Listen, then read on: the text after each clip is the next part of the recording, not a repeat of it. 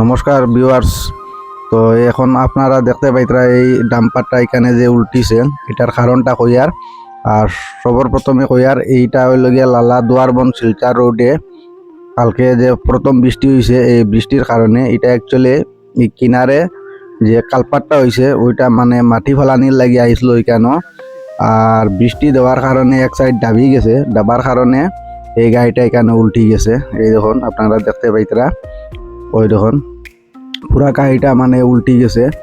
ওই দেখুন এটা মানে জেসিবি তার সামনের বকেট দিয়া ওই দেখুন একটা রাখছে, যার কারণে মানে গাড়িটা পুরা উল্টিছে না। আর পুরা রোড ব্লক হয়ে গেছে।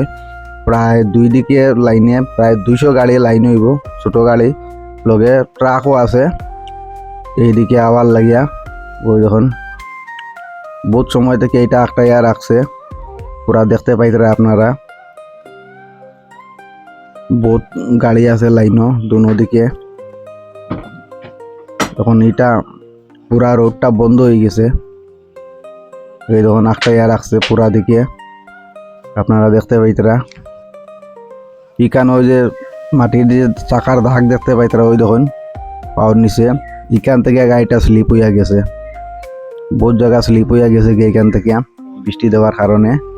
ওই দেখুন তো গাড়িটা তখনও জিসিপি একটা রাখছে, ছাড়ি দিলে হয়তো পড়ে যেতে পারে গাড়িটা। ওই দেখুন আর কিনারে যে খাড়া ওইটা হলো জেসিপি, সরি ডাম্পারের ড্রাইভার, ওই যে মাথাতে হাত দিছে এটা হলো ডাম্পারের ড্রাইভার। যাই হোক অল্প ইয়ার লাগে বাঁচছে, তারও প্রাণটা বাঁচছে, বহুত ভালো কথা। ওই দেখো তখন রাস্তার দুনো দিকেই জাম।